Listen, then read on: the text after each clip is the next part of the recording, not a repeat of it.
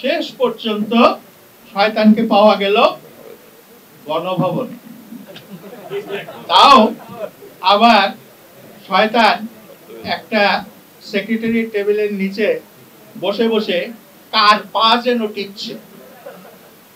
তো পরে দেখা গেল শয়তান শেখ মুজিবুর রহমানের পা টিপছে। এই অবস্থাতে শয়তানকে জিজ্ঞাসা করা হলো, কিরে শয়তান, তুই এখানে কি করছিস? বলে যে আমার ওস্তাদের সেবা করছি। তোর ওস্তাদ কি করে হলো?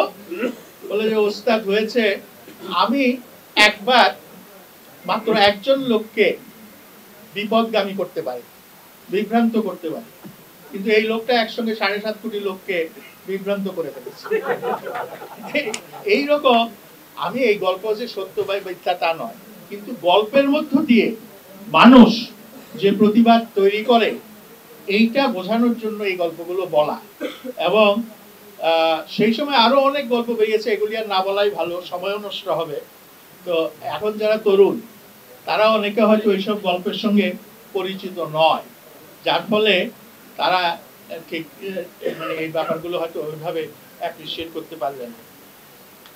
তা আমি যেটা বললাম এখান থেকে পড়ে শোনাচ্ছিলাম, অনুষ্ঠানে আসগর নাদিম সায়দ গণতন্ত্রকে বারবার বন্দী করে রাখা ব্যক্তিদের ধমক দিয়ে বলেন মানলাম তোমরা অনেক শক্তিশালী, আর আমরা তোমাদের নাম নিয়ে তোমাদের নিন্দা করতে পারবো না। চিন্তা করো না, আমরা তোমাদের বিরুদ্ধে রূপক শব্দের ব্যবহার বাড়িয়ে দেব। তো লিখতে গিয়ে যখন পরিষ্কার করে খোলামেলা লেখা যায় না, তো রূপক শব্দ ব্যবহার করেও কিন্তু লেখা যায়, এবং রূপক শব্দ ব্যবহার করে প্রচুর লেখালেখি কিন্তু সাহিত্যে আছে। এই হুমকি প্রদানের পর পুরো লিটারেচার ফেস্টিভ্যাল করতালিতে গর্জে ওঠে। 3 দিন ব্যাপী লিটারেচার ফেস্টিভ্যালে ইকবাল দিবসের উপর সেশনে প্রফেসর ফতে মোহাম্মদ মালিক বলেন, আজ পাকিস্তানে যা কিছু হচ্ছে তা গণতান্ত্রিক তামাশা। গণতান্ত্রিক তামাশা। বাংলাদেশেও গণতান্ত্রিক তামাশা কিন্তু হয়, এটা আমরা অস্বীকার করতে পারবো না। ফ্যাসিজম যখন যেমন হয়, আবার এখানে গণতান্ত্রিক তামাশাও হয়, এবং আমাদেরকে বুঝতে হবে কোনটা ফ্যাসিবাদ, কোনটা স্বৈরাচার, আর কোনটা গণতান্ত্রিক তামাশা। এই গণতান্ত্রিক তামাশা যদি আমরা না বুঝতে পারি, অনেক সময় শাসকদের সূক্ষ্ম কৌশল, তাদের গদি রক্ষার সূক্ষ্ম কৌশল, শোষণের সূক্ষ্ম কৌশলগুলো আমরা বুঝতে পারবো না। এটাকে আমরা জনগণের রাষ্ট্র বলতে পারি না।